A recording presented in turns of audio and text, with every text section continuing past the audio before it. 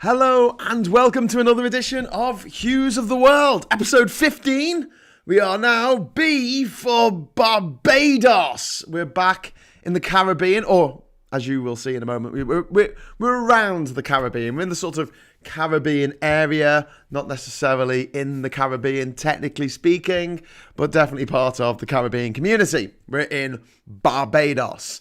Now, Barbados has had some really famous people come from there. Grandmaster Flash, Rihanna, 7 times Grammy Award-winning Rihanna, and Sir Garfield Sobers, famous cricketer from Barbados. The name Barbados comes from a Portuguese explorer, apparently, called Pedro Campos. Now, how true this is. But Barbados was either Spanish or Portuguese, pretty much the same in both languages, and it meant the bearded ones. And it's thought that he meant it about the roots of the fig trees that they had there. Look like beards for some reason. Okay, whatever. There's other theories.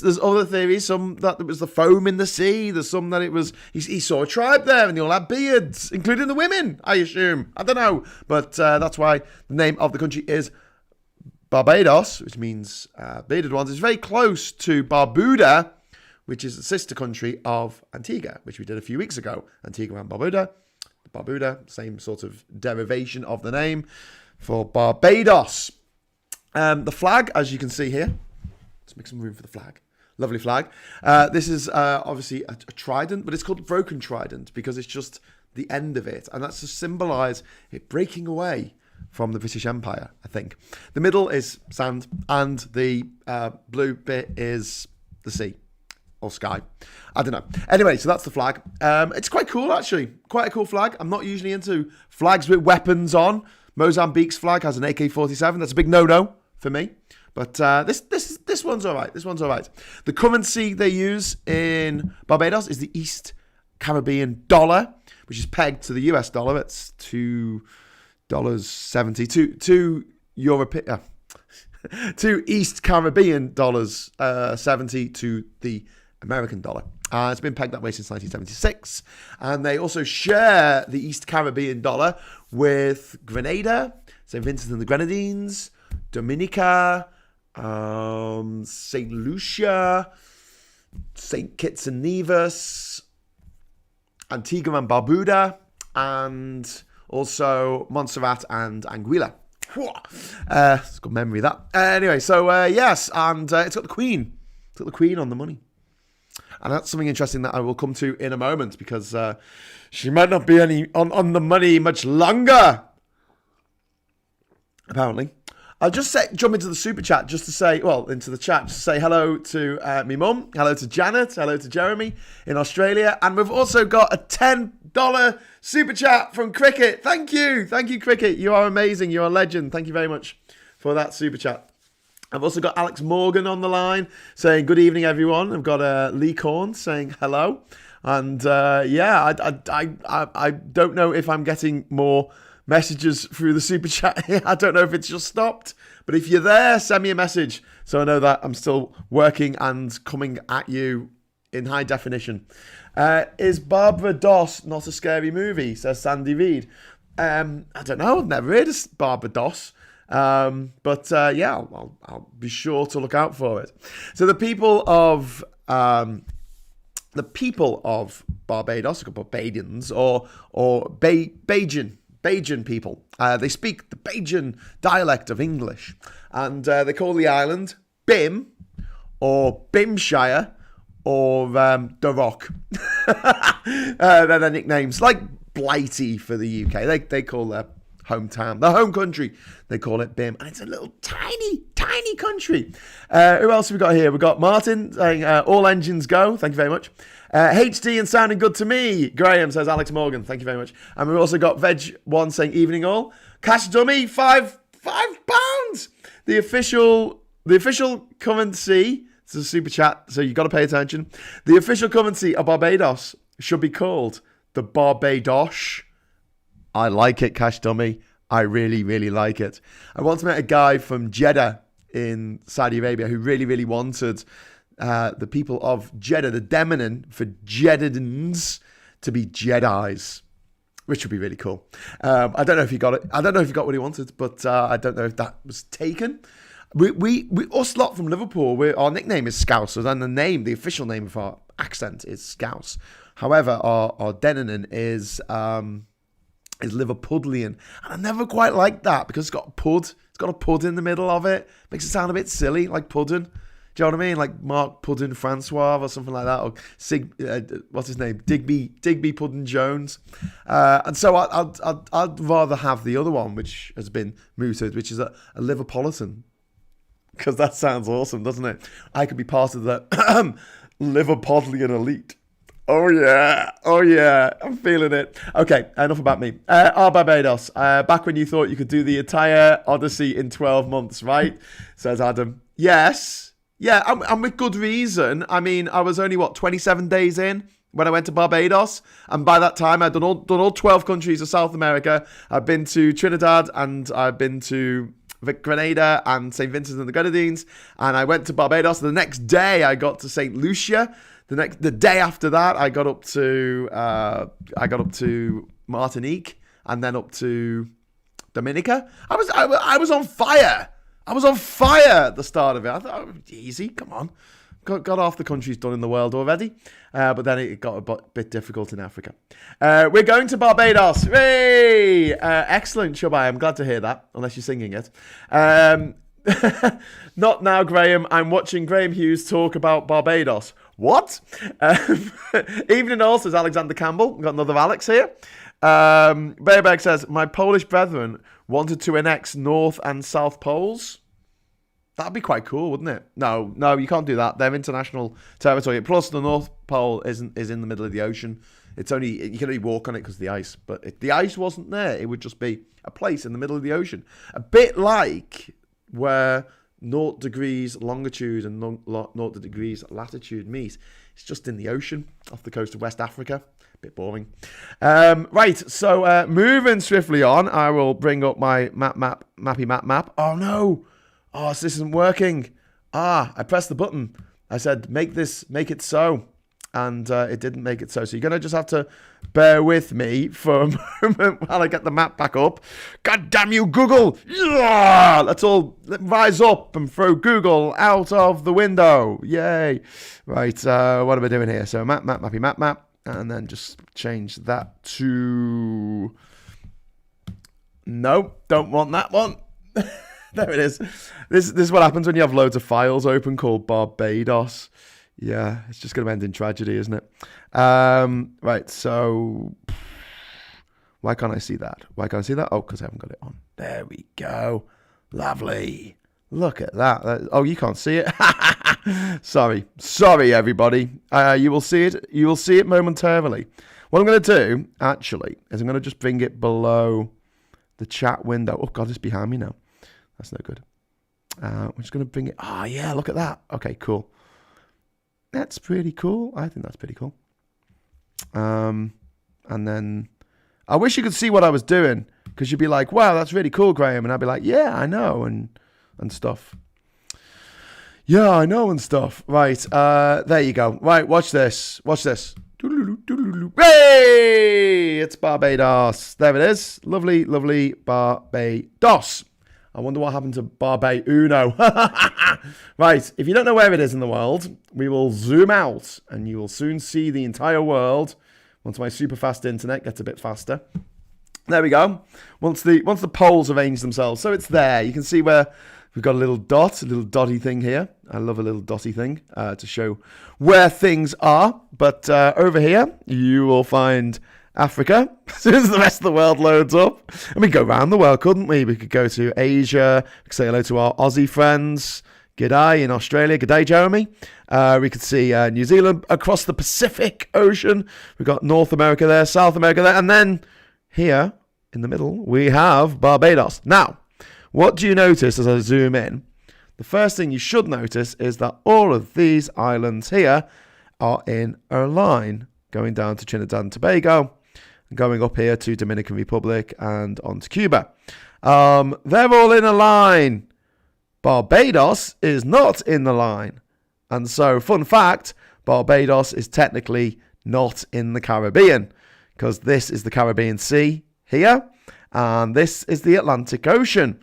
So actually, it's an Atlantic island, but it's so close to St. Lucia and to St. Vincent over here that it's actually covered in ash at the moment, because there's been a big volcanic eruption this week on St. Vincent and the Grenadines, the main island here of St. Vincent.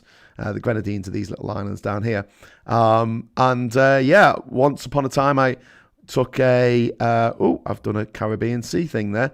Measure distance. So I took a boat from there over to Barbados. So that's about, you can't see that. It's gone off the bottom of the screen, but it actually tells me that it's about 100 miles. So it's just 100 miles from St. Vincent. And Barbados itself is really freaking small. I think it looks like a bird. I think you could put a beak here and just put some legs on it. It could look like a pigeon or something, or a little baby chicken. This is Bridgetown. This is the capital. And if you look, the country is split into all these different regions that you can just about make out in the grey. Thanks a lot, Google, for not making that really clear. But each of these places, apart from Christchurch, is named after a saint. So there's St. George, St. Thomas, there's a St. Lucy up at the top, there's a St. Peter, and each of the areas is named after a different saint. Now, you could probably walk around the whole place in a day. Let's do the measure distance thing. I'm just going to have to tell you what it says. But if I draw a line around the map like this, you go all the way down here, you go along here. You can drive around the bloody thing in about an hour, I tell you. Let's have a look down here, along here. Okay, and then you'll probably just do a little bit of a kinky bit there. Total distance, 50 miles. So, yeah, it's pretty small. And, just a little thing about the actual geography, the physical geography, I guess. We'll go to satellite mode. Now, what you need to know about... Get rid of these. Get rid of these things. I don't want to see the labels. Get labels off. Go on, labels off you. Gone. Right. You'll notice that although it is quite a rocky island, there are no volcanoes. There are no volcanoes on Barbados, unlike its neighbour over here, which is St. Vincent, where literally this volcano here has just erupted and is spewing ash all over the shop like a pork chop. Right. And again, you can see where you got this sort of line of islands here, this sort of mountain ridge. Volcanic ridge, I should say, and all these islands have got volcanoes on them, but little Barbados over here is all limestone. It doesn't have a volcano. That's not to say it's not hilly. There's a point where it is about 1,000 meters above sea level, so it's quite a hilly little island. But because of its location, sort of a little bit out to one side, it means that when there's a weather system here, like a hurricane or something, the hurricane will smash into all these islands, and generally, for the last 40 years, leave little Barbados alone, which makes it a good place to chill out in the low season, I guess. Well, I don't guess. I know it's a good place to chill out in the low season, which is usually late summer, early autumn, when you generally have a lot of hurricanes in this area. Another interesting fact about Barbados, while we're here, is the fact that it is one island, which is really super unusual to have a place that's just one island, because that's a nation. Even places that you think of as one island, like Grenada, there's lots of islands there. Jamaica has got the Jamaican Keys, or whatever they're called. There's only, let me think, Nauru, Singapore. I'm thinking. And Dominica that I can think of that are just a single island nation. But this is one of them. And then, if we could zoom in again. And up to the 1950s, this place was covered in sugar plantations. Now, one of the things you'll also notice if I zoom in a bit is the lack of trees.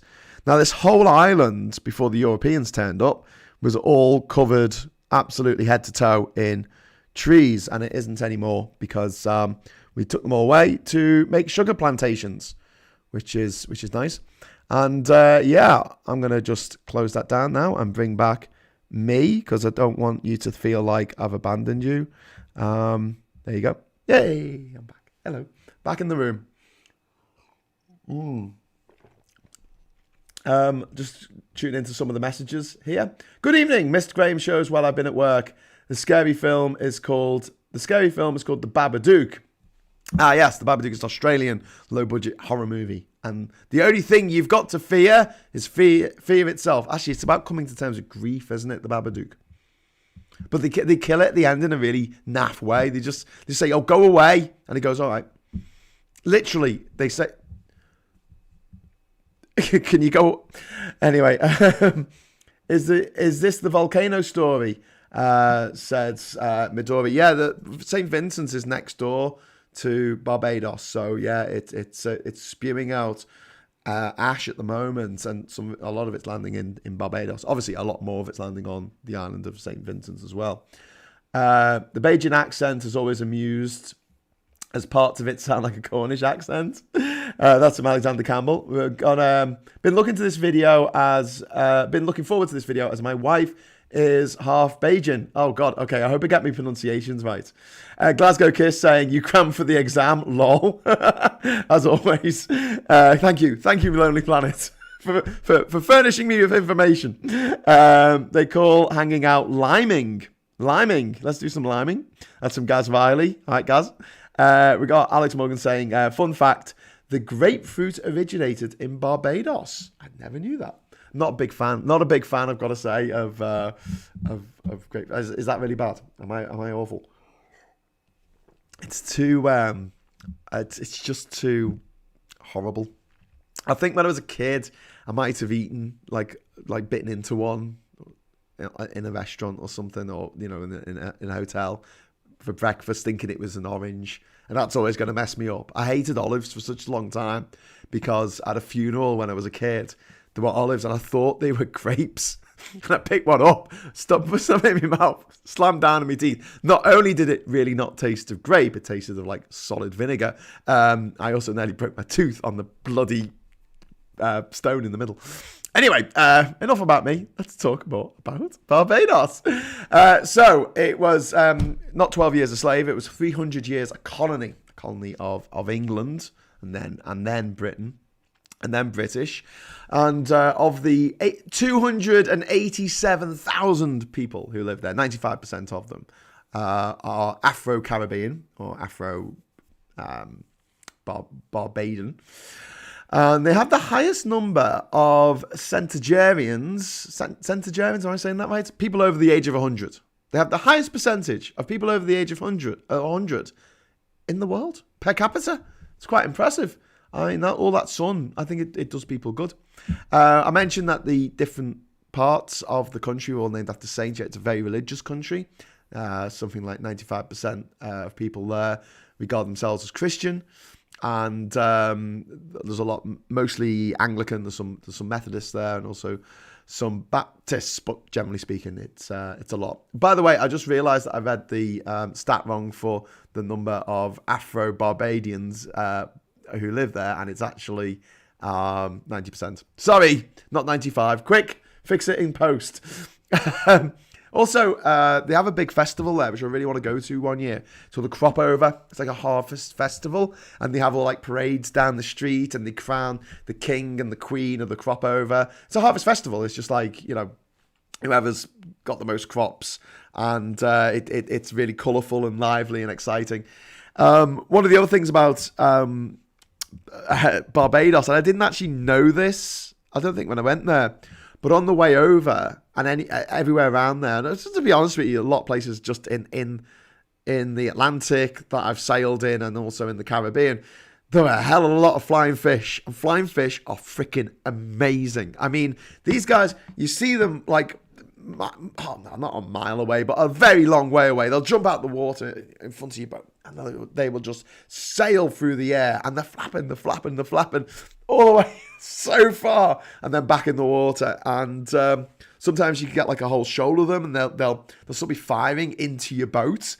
They'll like jump into the boat. Oh, dinner. And so the flying fish is the national animal of Barbados, and you'll see it on the crest, and you see it in public sculptures and things like that. And also, a bit like Australia, they eat their national animal. So flying fish with cuckoo, which is okra and like creamy cornmeal type thing. That's something that a lot of people have as their sort of national dish. When I was there, I had some really nice spicy roti. Now, roti is maybe a cross between a Indian samosa and a Cornish pasty. Mush them together, put some spice in, excellent stuff. And they used to have like chicken rotis, I think I had beef rotis, and I also had a goatee roti when I was in Dominica. I had a goat roti, which was really good. It's just like a snack that you just buy on the streets. And also their cuisine is generally that kind of Caribbean cuisine of like sweet potatoes, I don't know, plantain, stuff like that. And they like a bit of spice. They like a bit of spice. Good food, actually. So yeah, Barbados, it's in CARICOM. It's a founder member of CARICOM, the Caribbean community. It's also United Nations. Obviously, it's a nation. It's also in the Commonwealth, and they have the Queen on the money. I mean, the Queen's on all the Eastern Caribbean notes, but and they still have the Queen as the head of state at the moment. But watch your space. Okay, so I'm going to just go into the messages before I press on with the history of the place. Never mind, it's mine. What? Is that my bad internet? Oh, God. Don't do that to me, Duke. I've spent so much money trying to sort out my bloody internet connection. If it does go down, let me know. But hopefully we should get through this. Inconsequential. Yeah, I saw Piranha 2, The Flying Killers. Terrifying. Cash Dummy says, flying fish are so cool. Wonder when they evolve into fish birds. Well, yeah. Glasgow Kiss says, what's the weed situation like? I've no idea, Glasgow. I don't smoke weed. I don't take drugs. I'm like a proper Boy Scout. It's embarrassing. I've never even given a library book back late. I've never been done for speeding in this country. I mean, I'm really, really boring. Sorry. I've got no tattoos either. God, I'm sorry. I wish I was more exciting. I'm just not. But I like traveling. Jeremy Goff says, flying fish are amazing and feature in The Life of Pi. Great film. It is indeed, Jeremy. It is indeed. We've got Adam saying, I reread your Barbados diary in anticipation of this episode, and now I have the theme tune to The Mysterious Cities of Gold earworming in my brain. Do you know what? I reread my Barbados diary entry, and I hardly say anything. It's really embarrassing, because I'm obviously on a boat, probably writing it on my phone, and at the time it was one of those Nokia 8123s that you just had to like press 5 3 times to get an L. Yeah, so it's really hard to write things. Did you sing, hey, we're going to Barbados on the boat there? No, it's not. It's not Barbados. It's, hey, isn't it going to Ibiza? No? I don't know that song then. By the Venga Boys. Jeremy Goff said, I had to watch it 3 times before I fully got it. Richard Foster says, he's responding to Glasgow Kids saying, dire. Oh dear. There's no weed. No weed. Sandy Reed, not Reed, weed. You were right first time. The Queen is on the money. Glasgow Kiss, I don't smoke it either, but Jamaica is part of the religion. It's true. It's a part of the Rastafarian religion, which worships Rastafar. And it's quite interesting because this tribe that people have been talking about in the last week in the Pacific nation of Vanuatu. And they believe that Prince Philip was a god. In the same way that the Rastafarians of Jamaica believed Rastafar, which was the birth name of Haile Selassie, the last emperor of Ethiopia. They thought he was their god. And unfortunately for Haile Selassie, he got assassinated in a coup in the early 70s. And for many years, his remains were buried under a toilet. Not a great way for a god to go. But there you go. I could think of some people who probably deserved that fate, but don't get tattoos. They can be an issue while traveling. I can't take a bath in Japan because of them. I know some people have got in trouble in Sri Lanka for tattoos. Gary Burkett says, watching from Grenada, from Liverpool, with a pigeon in the bar. Yes, go Gary, go. I was thinking someone was referring to Rusty Lee's song, I'm Going to Barbados. It's over my head. Right, we're going to stop talking about we're going to talk about history now. Christian Cruz says, you talked about Britain. At the times Britain was kind of a dick earlier. Tell us about the Carib people. What Christian? The Carib people who don't exist anymore because they were all wiped out. Well, funny you should ask. Let's talk about the history. Bum, bum, bum. So, archaeological evidence states human habitation or settlement or just stopping off on the way somewhere, but God knows where you're going to go after Barbados, because if you're coming from, say, St. Vincent, the next stop from Barbados is Guinea-Bissau. So, yeah, in Africa. So, yeah, good luck with that in a canoe.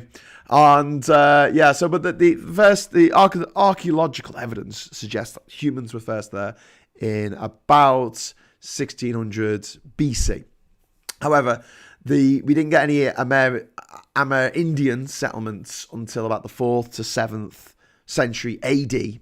And then we know that the peaceful Arawaks, who are mentioned back when we were talking about Antigua, and we mentioned them when we were talking about the Bahamas, they came around the 4th to... Sorry, they came around the 9th century, so AD, so about 800 onwards, and they were dominant between 800 and 1200, and they got supplanted by the more warlike Caribs who came from South America in the 12th to 13th century. The first Europeans to actually land on Barbados, no one knows. They think they might be Spanish, they might be Portuguese. The word Barbados is pretty similar in both languages. So no one really knows. But all they really did was raid the island for slaves for many years. Eventually, the island became almost completely depopulated. There was no one there. There were lots of wild boars, thousands of wild boars. And the Spanish and the Portuguese would stop off there to pick up some boars for eating on their voyages. They'll salt the pork, and it would last for a long time on the voyages. And much like the Bahamas, the place got absolutely decimated, beyond decimation, by British, European, Portuguese, Spanish, Dutch, French, whoever turned up, basically wrecked the place. And so when the first English ship arrived on the 4th of May, 1625, there was pretty much no one there, apparently. They might be lying. They lied about there being nobody there in Australia.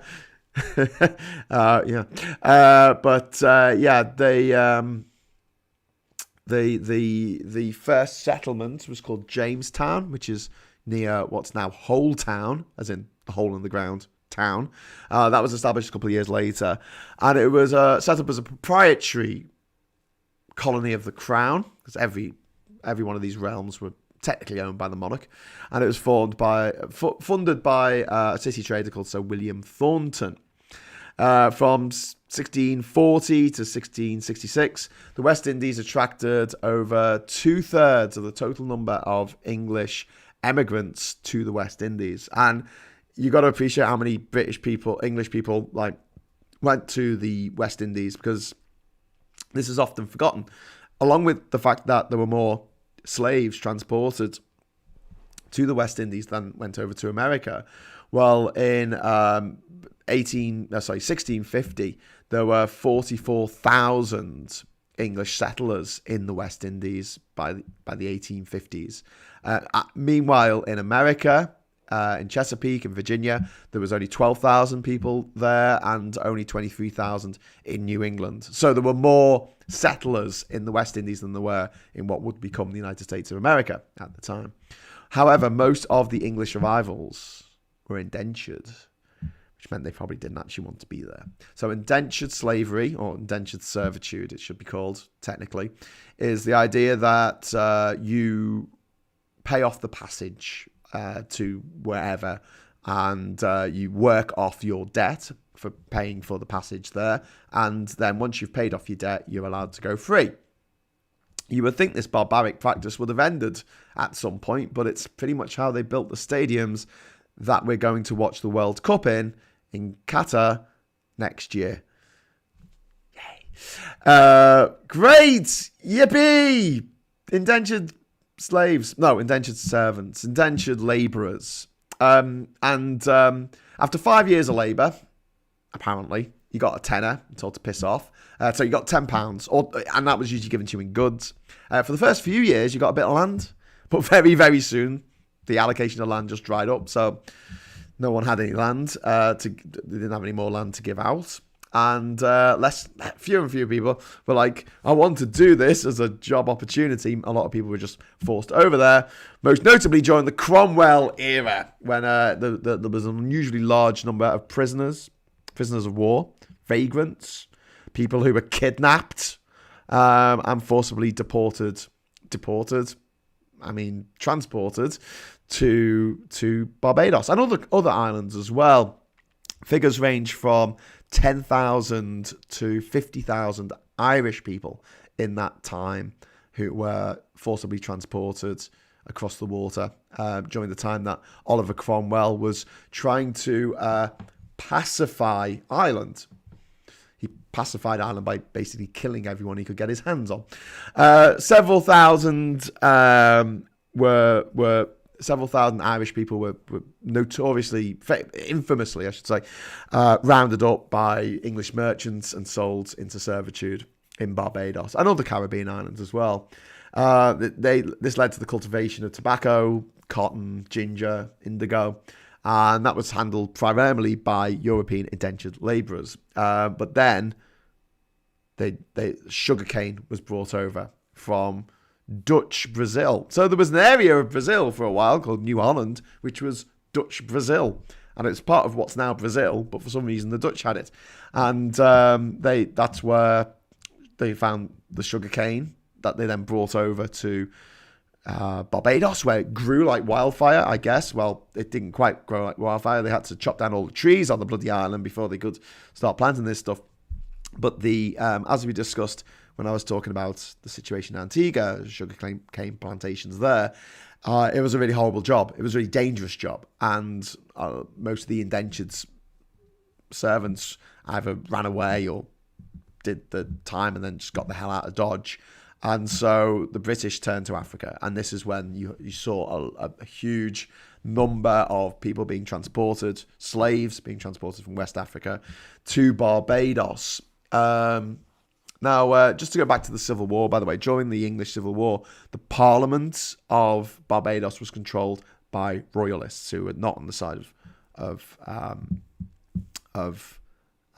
Cromwell. Cromwell and his Parliament actually made it illegal to trade between England and Barbados, which made things quite difficult for the people of Barbados for a couple of years. But on January the 11th, 1652, the assembly there surrendered to Cromwell's forces effectively. Like I was saying, the introduction of sugarcane basically transformed the whole environment. All the trees were cut down, like literally all the trees, I don't say all of them, but like so many trees in the interior. It was a lush tropical jungle when the Europeans first found the place, and when the English first went there, and they just shot them all down so they could plant sugarcane, which creates problems to this day because Barbados gets a lot of rainfall, and they have problems with the soil not staying together, nutrients getting washed out that would have been held in place by the roots of the trees back in the day, but all the trees have gone. Another act of vandalism, I guess.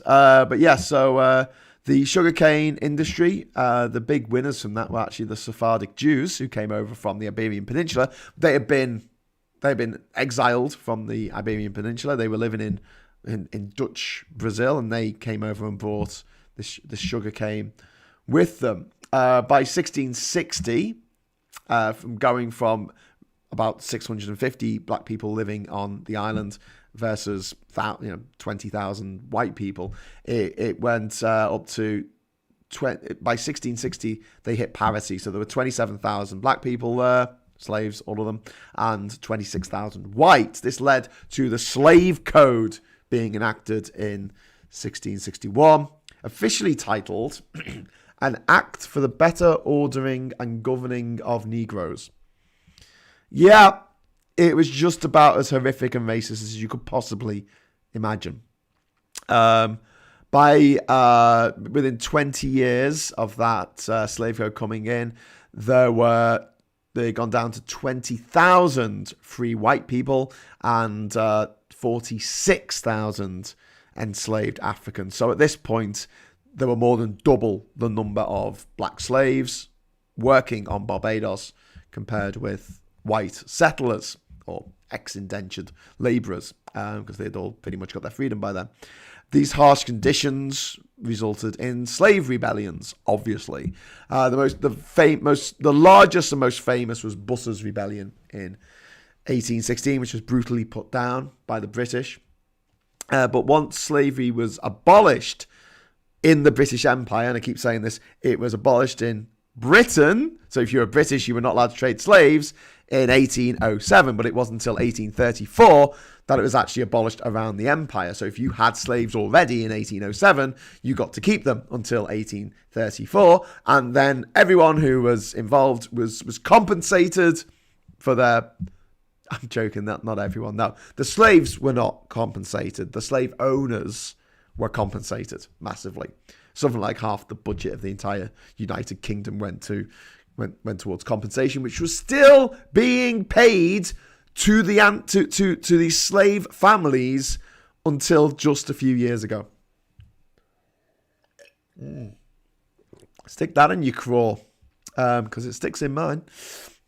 But there you go. In 1854, a cholera epidemic absolutely smashed the island, killed over 20,000 inhabitants, which was a huge chunk of the population. Many Barbadians emigrated during this time because although slavery was over, all of the land was owned by the white people. Black people couldn't own their own land.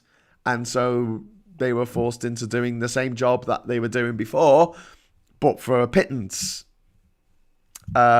Great. So obviously things weren't good. Things came to a head things were certainly not good if you were a freed slave in Barbados and you had nowhere else to go. You're kind of stuck there, and the life that people led after the abolition of slavery wasn't that different to the life they led as slaves. Technically, they could leave the island, but it's easier said than done. Things came to a head in the 1930s, believe it or not, like a good 100 years later, during the Great Depression. The British set up a commission called the Moyne Commission, or the West Indies Royal Commission, in 1938. And that recommended basically massive reforms, not just on Barbados, but on other crown colonies in the West Indies. And a lot of those, a lot of reforms that were requested were actually given. In 1950, people in Barbados had universal suffrage for the very first time. Two political parties by then had formed, the BLP and the DLP. That's the Barbados Labour Party and the Democratic Labour Party. And they've vied for position in charge of the country for the last 50-odd years.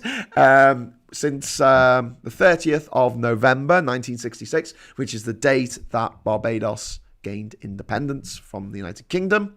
Although they did keep the Queen as the head of state, they had their own system set up, bicameral parliament, a House of Assembly, and the first leader was a chap called Errol Barrow, which I'd love to hear Jonathan Ross trying to say, because I find it hard enough. Errol, as in Errol Flynn, and Barrow, as in wheelbarrow.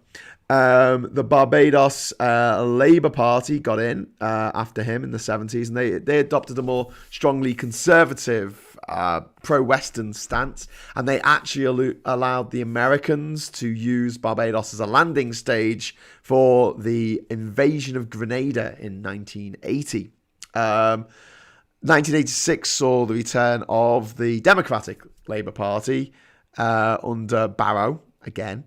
However, he died in office, so another guy took over. The fantastic name, Lloyd Erskine Sandyford. Such a great name. Wouldn't you just give, like, I don't know. I'm not big into deference, but that is just such an awesome name. Anyway, who got kicked out in 1994 by the BLP, and then the DLP returned in 2008. And then the BLP returned again in 2018 under Mia Mottley, who is the current Prime Minister. And she is the first female Prime Minister of Barbados. And she's in charge at the moment. Right. And as I was going to mention earlier, there are plans afoot. The game is afoot, Watson. There are plans afoot to get rid of the monarchy. Not get rid of the monarchy entirely, just get rid of it from Barbados and have their own elected head of state.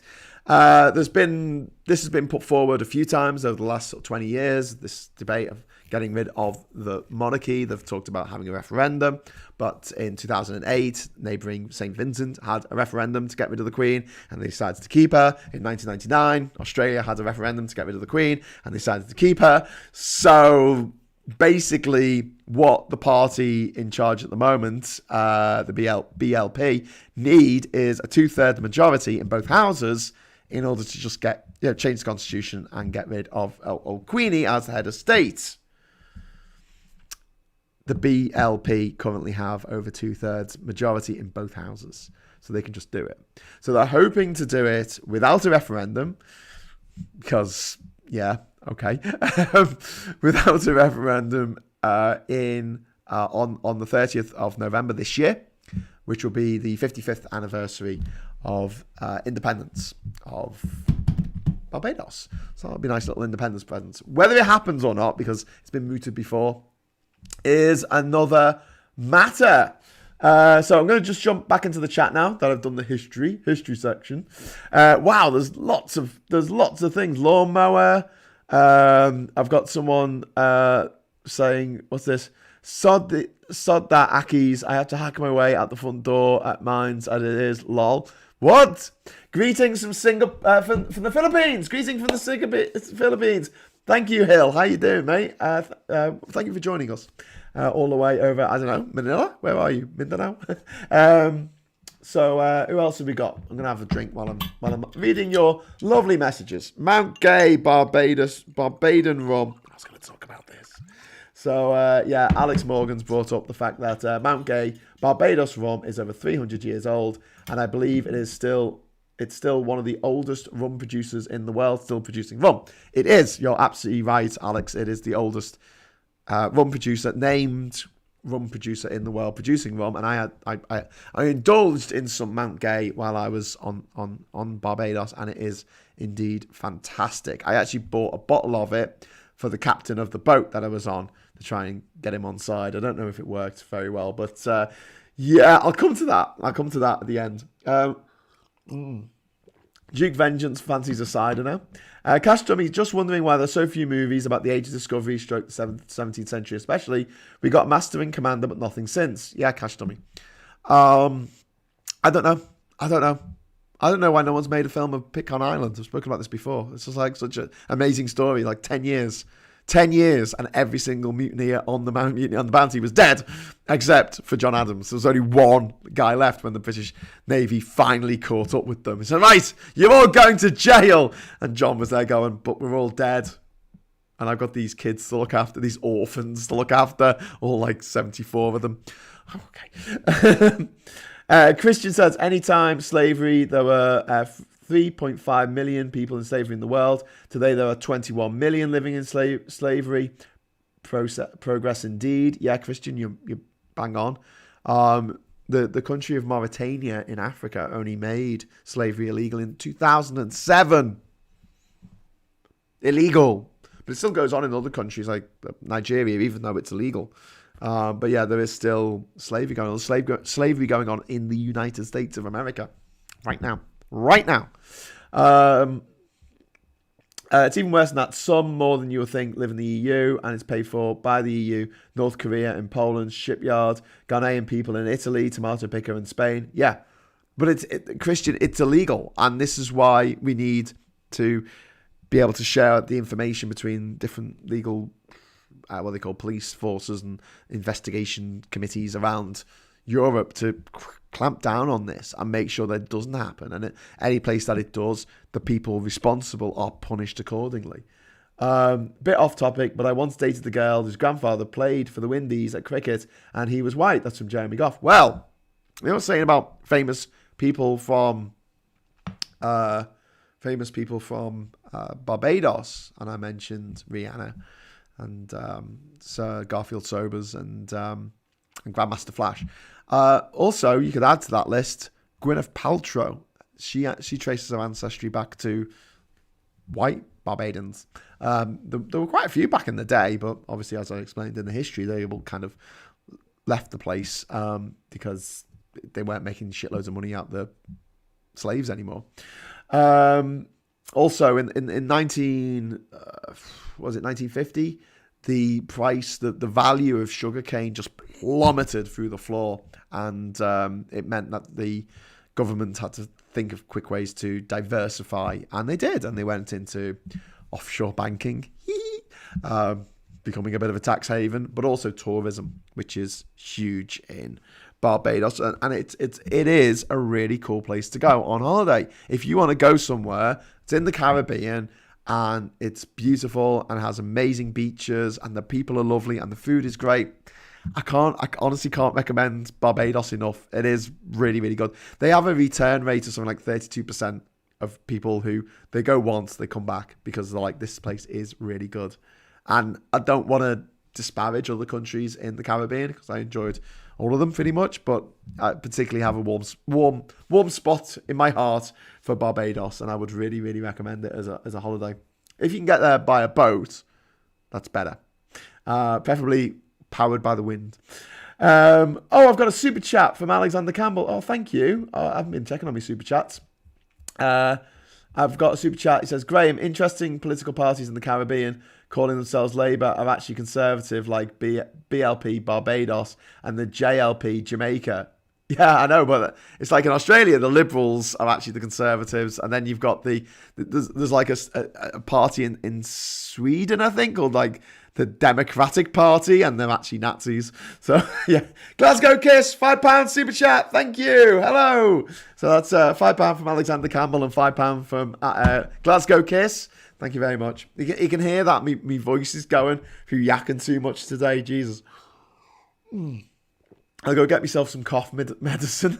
Go get myself some Benylin. There were some cases of slavery in the UK a few years ago, and some of the victims were Eastern European. Yeah, the EU are changing the rules of agricultural support so they can't get money from the EU if they use unregistered workers. Brilliant. That's progress. A bit too late, but yeah, progress there. Cash Dummy says, I remember 2 Indian cooks found in a German restaurant. They were here illegally and enslaved as cooks by the owner of the Indian restaurant. Oh my God, that's horrific. Yeah, slavery is something that still goes on in the world, and it seems mad in this day and age that it can happen, but it does. In Denmark, the left are conservative. Yeah. The Sweden Democrats are actually a lot like the AFD, the alternative for Deutschland, or alternative for Germany. Hurricane season. June is too soon. By October, it's all over. Well, some fun things about Barbados. First of all, it had a landing strip that Concorde could and did land on. So I don't want to go off on one about Concorde, but basically there was an arms race between the UK and France developing Concorde and the American Boeing supersonic jet, which is like twice as big. And basically Concorde got there first. They did it and it worked. And Boeing basically gave up on their dream of building this supersonic jet. And so what the Americans did was they went, we don't want Concorde landing in America or going across America, because one of the things it could have done is gone from New York over to LA in like an hour or something, like really stupid quick. However, Concorde made a hell of a lot of noise overhead, and so the government of America, as it's very good at manipulating people, got people to go out and protest against the noise that Concorde made. And so they brought in a rule that Concorde couldn't fly over land. It could fly in to the airport, which is on the coast, from the UK or from France, but it couldn't actually fly inland in America, ruining the profitability, any profitability of Concorde. And both the French government and the British government lost billions, adjusted for inflation, on the Concorde project as a result of that. Special relationship. So special. The Americans don't even know it's there. Anyway, but they did have a landing strip that could take Concorde in Barbados, and loads of people used it. It made more than 7,000 flights to Barbados over the years, including people, which took people like Elton John and Princess Bloody Albert of Monaco and all that lot. Barbados, as was just said by Alex, I think, talking about the rum over there, Mount Gay rum. It's the oldest rum distillery in the world, named Rum Distillery, that's still going. Dates back to 1703. And it's distributed these days in 110 countries worldwide, including this one. You can get it in the local Sainsbury's down the road. As I said earlier, the last time a hurricane hit Barbados was over 40 years ago, so it's not like somewhere where you have to worry about too much. If it's the hurricane season, it's kind of like a good hurricane hole to hang out in, along with north of Dominican Republic and Bocas del Toro in Panama, where my island is, which never gets a hurricane. Yeah, so far. Obviously, big British influence there. They drive on the left. Cricket's national sport. A bit of an obsession. They've got some really, really great cricketers who have come from Barbados, and they play as part of the West Indies team, the Windies.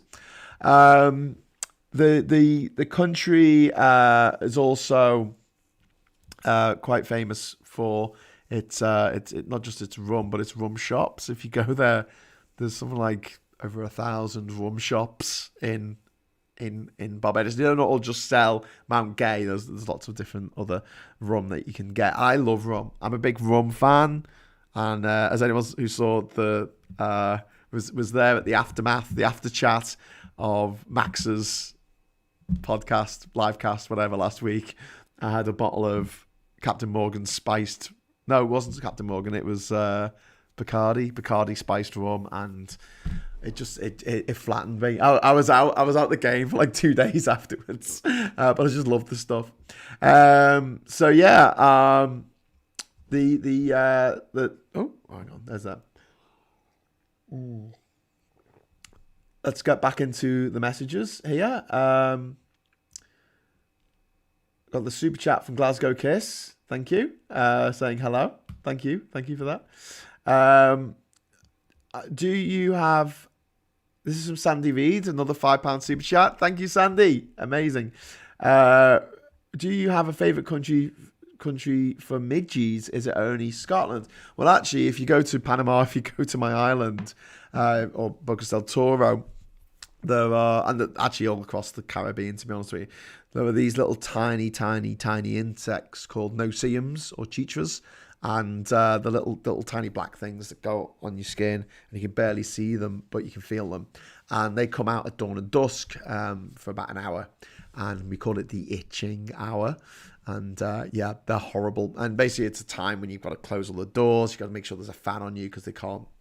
They're so small they can't fly against the fan. But they are horrible little buggers. They really are. What were your experiences like? Presumably no visas required, and what about vaccines, etc.? Well, I was going to talk about this. So the way I got to Barbados, first of all, I tried to see if I could get a speedboat over there, but it was going to cost over $2,000. I just didn't have that kind of money to be spending on a trip to one country. So I said, oh, thanks, but no thanks. I came to realise afterwards that was probably all going to be spent on fuel, because fuel is really, really expensive on boats, as I came to learn when I was living in Panama. So I was talking to the local shipping company, one of the local shipping companies in Kingstown, not Kingston, but Kingstown, which is the capital of St. Vincent and the Grenadines. And just one of the people there said, look, we've got a boat leaving tomorrow. So I went back there and said, can I get on this boat? And the woman said, I'll try and get you on it. She made a phone call. she said, I've spoken to the captain, but he says, no, you can't come on it because there's no room for you. And I said, can I go down and speak to him? And she said, okay, that's fine. So I went to the quayside, found the boat, the Melinda II, spoke to this guy, Captain Ainsley Adams, his name was, and said, can I please get on your boat? And it was a banana. It was literally a banana boat. It was full of bananas. It was only kind of like it wasn't that big a cargo boat. It wasn't like a container ship or anything. It was just loose bulk stuff for just taking island to island. And I was saying, please, can I get on this boat? And he's like, no, wouldn't even entertain the idea of me getting on this boat. So yeah, and then eventually the lady, whose name was Rochelle, at the shipping office, came down to the quayside, and she had a conversation with Ainsley Adams, and then she came over to me and said, okay, Captain Adams says you can get on the ship, but he doesn't want to see you, he doesn't want to hear you. Just keep a low profile. So I was like, okay. So I got on the boat, and then it was an overnight journey.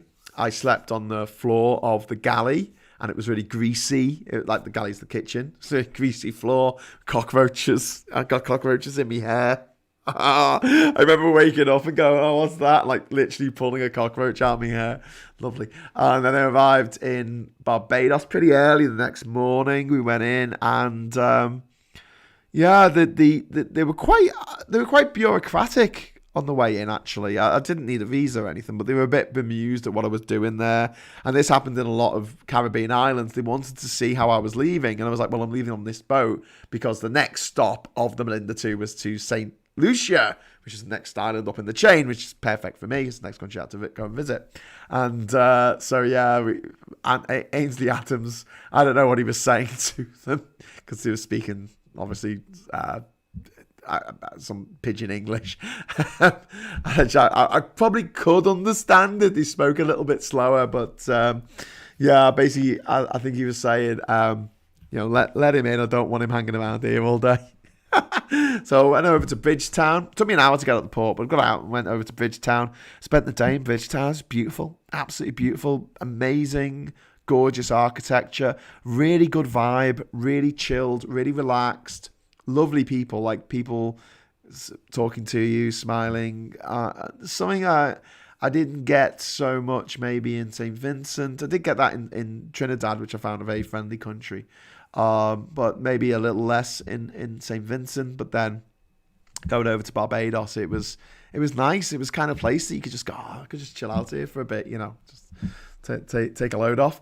Yeah, I mean, I recommend the place. It's got beautiful beaches. It's got a great climate. It doesn't get whacked by hurricanes.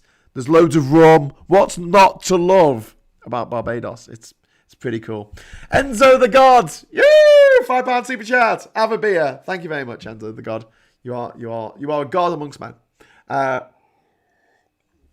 Yvonne Skelly's got on the chat here. Love Barbados. Been a few times. Very safe, friendly people. That's my cousin. Hi, Yvonne.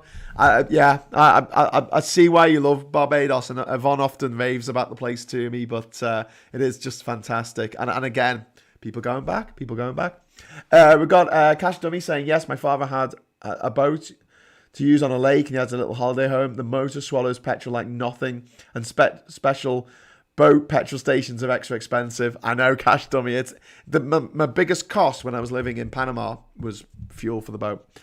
So if the opportunity arose to jump on board a sailing boat and just let the wind take us, because I was never in a hurry to get anywhere. Then I was much much more up for that than taking my own boat. Jeremy Goff says, a well-off pal booked a holiday at the Sandy Lane Hotel for his extended family and spent enough to buy a house. They were advised not to go beyond the beach for safety. Oh, wow. That's crazy. They were advised not to go beyond the private beach for safety. It's quite a safe island. I mean, that seems weird for me. Cash Dummy, I think maybe that just, when I was going around the Caribbean, a lot of the expats that I met, or the immigrants, the white immigrants, A lot of them, and I met this sort of attitude in a lot of places where they felt like they could go anywhere and do anything, but when new people came to the island, it was very important to tell them to be safe and keep an eye on their stuff. And I mean, I didn't really see anything while I was there or in a lot of the countries I went to where I felt like I had to take extra precautions. Generally speaking, I was welcomed into most places, and I always felt like if I ever sort of wandered into danger, local people would come over and push me in the right direction. Don't go that way, go this way. So yeah, it's just a bit of an odd thing that people say, isn't it? For the Caribbean, do you need extra vaccine shots? I don't know what the situation is, Alex, at the moment. It's all over the shop, isn't it? The most recent news I've got about Barbados is the fact that it's covered in ash from the St. Vincent volcanic eruption, and they're thinking of getting rid of the Queen. Would a rum-powered boat work? Probably a silly question. Yeah, I don't see why not. But you get sugar in the engine. Not good.